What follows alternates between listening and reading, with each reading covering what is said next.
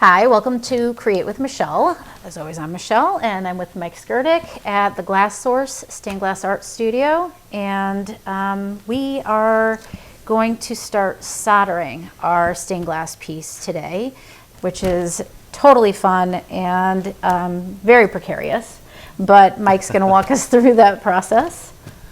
Yeah, it's going to be great. We'll simplify it for sure. He did a great job building the window. Your lead seams are really nice and tight, so it'll create easy bridges. We have our soldering iron here. This one happens to have a built-in temperature controller, so we can adjust the temperature. I've lowered this down a bit.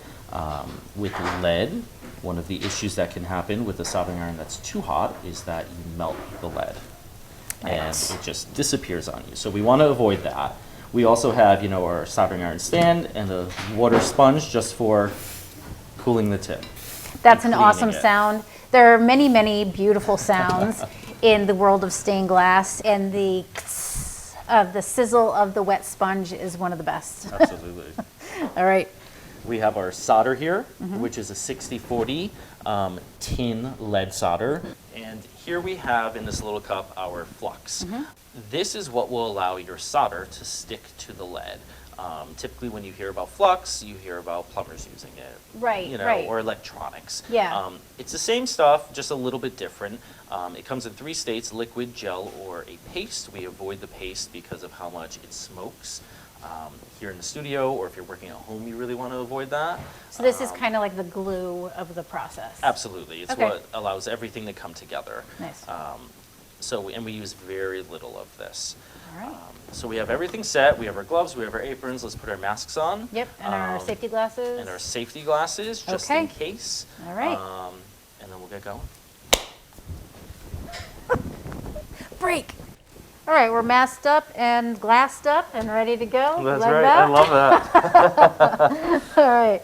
So I'm going to start just in this area. I'm going to do kind of these 4 to kind of show you that. Okay. And then I'll let you take over. Awesome. And do it. Okay. So we're just going to use a little bit of flux.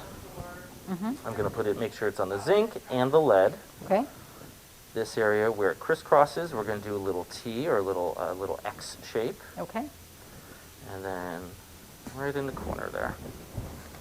I'm going to unroll my solder with my left hand because I'm right-handed, so I'm going to hold the iron in my right hand. Remember, your soldering iron is very hot, so we don't touch up the top there. Okay. And I like to gather a little solder onto the iron and just place it down. And we can always add more. You don't want to add too much. And then this one here, I just kind of swirl it. This kind of gives it like what we do when we restore windows, like an old-fashioned little joint. Right. Yeah. And I neaten it up a little, but you really don't have to. Depends on the look. We can do them perfectly neat. I like this little organic where it kind of fades out. Okay. On the perimeter here, push that lead a little. Just a little dot. And I'll do the same thing in this corner here. I'll just run that straight down. And this iron is really the perfect temperature. Like, oh. These I've just pushed to a line. Okay. Those are in good position for you. Sorry. All right, perfect. And I am left-handed, so I'm going to go opposite.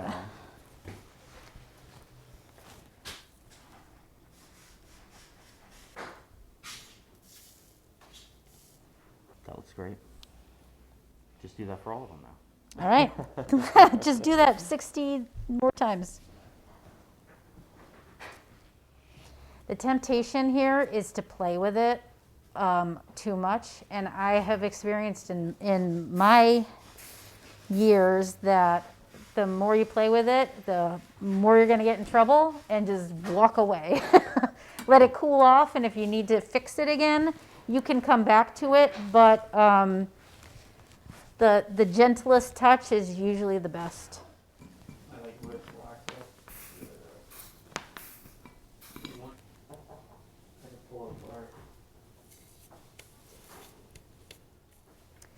We have one side done, and it didn't take very long. That was awesome. It feels good, sounds good, and we're ready for flipping over, right? Absolutely. And because we have the zinc frame, it's nice and strong, so you should be able to just slide this out and fit right up and over. Get your first peek at Look it. at that. It looks great. Nice. All right. And then we do the same thing on the other side, and I will see you on the other side. All right. Final step of this process is glazing our window. And Mike's going to show us what to do to finish and complete our stained glass panel. Perfect. I have some premix. This is a premix stained glass putty that we're going to be using today. There's lots of variations of putty to use. Ones that you mix linseed oil, but this one's already premixed. Okay. I just grabbed a bit out of the container, and I like to work this a little bit in our hands to warm it up It takes some. and get it malleable. Okay. And this is way more than we need, but Right. it's always nice to have some backup. And it's really the consistency of like a little gooier Play-Doh. Yeah, almost like Sculpey that's melty. Yes. Okay. And it gets nice and smooth, it's got a nice stretch. And this particular premix product won't crack, won't dry out and fall out of the window over time. Okay. Most cement does as it ages. It also is like a glazing putty. If you ever had to fix a window at your house, this is what it smells like, and this is Absolutely. what the consistency is of. And what makes this black is just lamp black coloring. It's a pigment that gets mixed in there, and it helps darken your lead as well. The linseed oil in this will soak into your lead, which will give it a really, if I just rub this here, a nice rich oiled Yeah. color. And it will get even deeper as we buff it later on. Nice.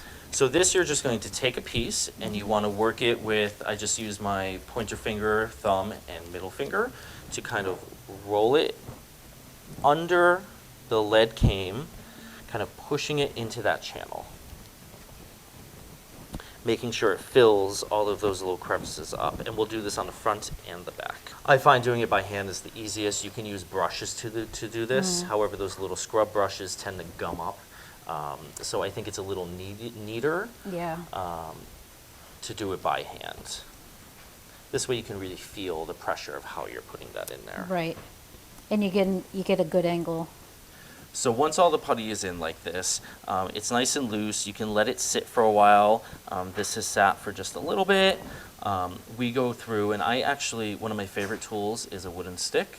Okay. And this is an old paintbrush that the bristles have worn down. I've had Nice. it forever. I just keep sharpening it on a pencil sharpener. Okay. And this is a great tool to scrape out the excess that's hanging out onto the glass.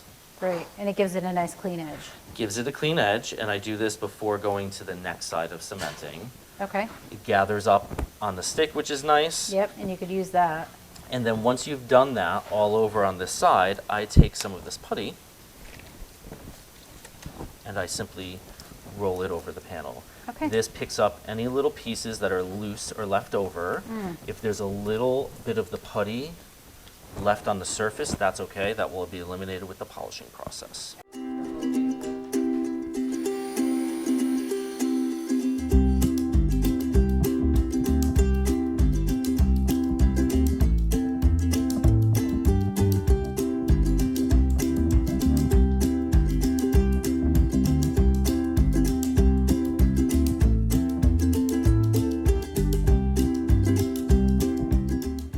All right.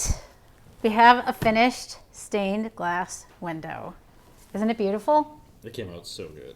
Really, really nice. The coloring is really nice. You did a nice, neat job on it. Thank you so much. So this is what you can accomplish. These are the things that you see up in the windows in churches, and you admire them from afar. This is one of those craftsman modalities that are really, really accessible. If you're lucky enough to live near an artisan, call them, ask them if they have classes or if they would be able to show you how to get things done. And almost always the artisan really wants to share. So Thank you again, Mike Skurdick. You're welcome. Thank Owner and artist of the Glass Source in Seymour, Connecticut. This has been the stained glass edition of Create with Michele. As always, I'm Michele Bialik. See you next time.